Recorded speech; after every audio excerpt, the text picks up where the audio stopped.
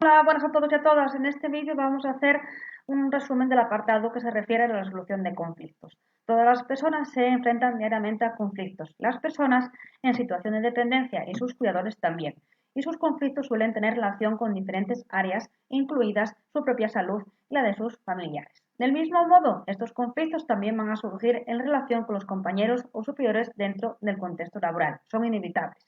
Pero los conflictos se presentan con una doble cara, una negativa y otra positiva. En la cara negativa se reflejan los costes, los emocionales, relacionales, destructivos, y en la cara positiva una gran cantidad de oportunidades, creatividad, estímulos, desarrollo personal, cambio, aprendizaje. Dependiendo de cómo afrontemos el conflicto, puede llevarnos al deterioro absoluto de las relaciones humanas o al crecimiento, el diálogo y la mejora de la comunicación y convivencia de las personas. Casi siempre asociamos los conflictos con situaciones negativas o no deseadas, los que nos lleva a tratar de evitarlos, evadirlos, ocultarlos o eliminarlos. Sin embargo, los conflictos son situaciones de la vida cotidiana que suelen ocurrir en todos los ámbitos, personal, familiar, comunitario y social. Son situaciones en las que hay dos o más partes, personas o grupos implicadas. Cada parte tiene intereses contrapuestos. Al menos una parte percibe la posibilidad de salir perdiendo. Se pueden mezclar los hechos con las emociones implicándose los sentimientos y a veces se nombran con términos tales como contradicción, disputa, problema o diferencia. Los conflictos, por tanto, son situaciones en las que dos o más personas entran en oposición, desacuerdo porque sus intereses, necesidades, deseos o valores son incompatibles. A la hora de enfrentarse a ellos, las emociones y los sentimientos juegan un papel muy importante y la relación entre las partes puede salir fortalecida o deteriorada. La relación puede salir satisfactoria cuando el conflicto se resuelve por medios convencionales de diálogo, acuerdo y respeto. Para analizar un conflicto y llegar a una resolución constructiva del mismo, es conveniente diferenciar entre las personas implicadas, quienes están involucrados en el conflicto, el problema que subyace, cuáles han sido las posiciones, necesidades e intereses de las partes en el conflicto y cuál es el proceso seguido por el conflicto, cuál ha sido la cadena de acontecimientos que han seguido el conflicto.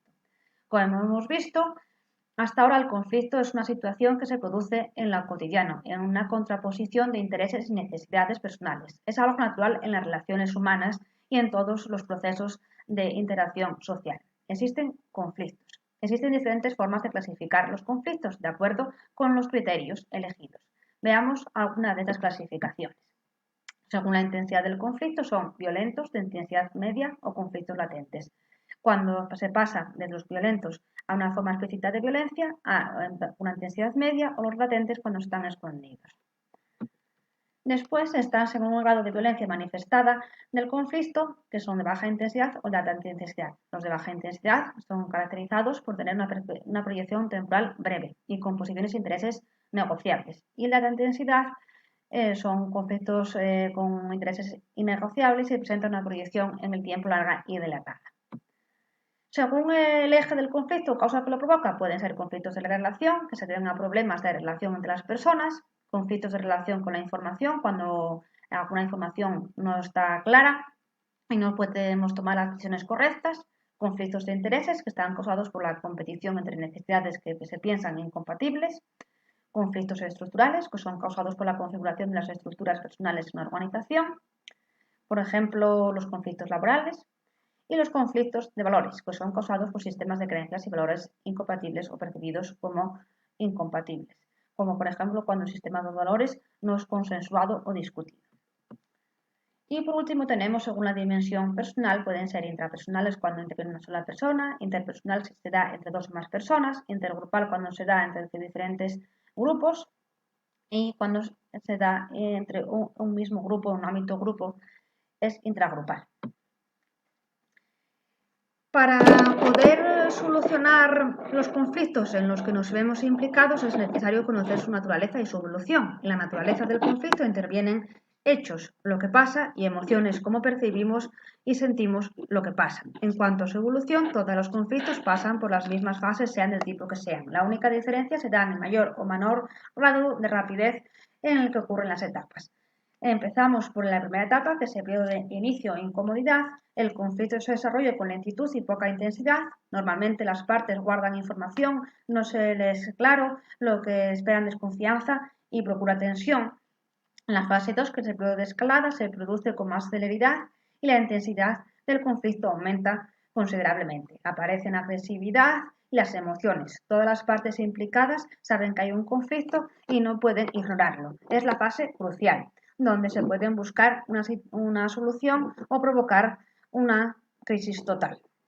Después está la fase 3, que es la crisis abierta o pública, el conflicto es incontrolable, la crisis es total y los involucrados ya no quieren ni pueden buscar soluciones. Como último recurso, se puede acudir a la intervención de un especialista en mediación de conflictos. Y después la fase 4 y la fase 5 del proceso de escalada o de su resolución, aunque no todos los conflictos llegan a esta fase, el objetivo es aprender a solucionarlos para conducirlos hasta esta fase.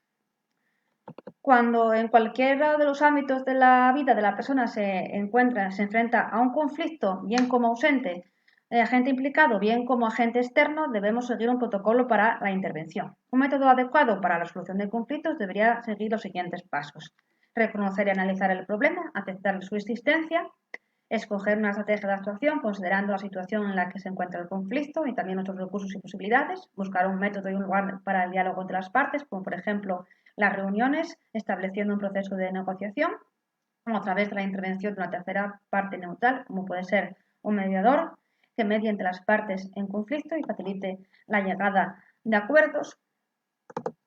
Idear y valorar alternativas para tomar una decisión. A partir de aquí podemos poner en marcha la toma de decisiones. Debemos intentar generar el mayor número de alternativas, valorando las consecuencias, su factibilidad y estableciendo criterios para la elección de la opción más adecuada. Y finalmente hay que decidirse por una de ellas. Poner en práctica las decisiones acordadas, poner los medios y establecer los pasos necesarios para llevar a cabo la decisión acordada y establecer los criterios para evaluar su eficacia. Y por último, comprobar los resultados y evaluar si los resultados obtenidos de la solución que se ha acordado es la más adecuada. Si no son satisfactorias, habría que volver otra vez al principio, a la búsqueda de soluciones. Hasta aquí el resumen del apartado referido a la resolución de conflictos. Si tenéis cualquier duda, me la podéis plantear en la plataforma. Estaré encantado de resolverosla. Hasta pronto, un saludo.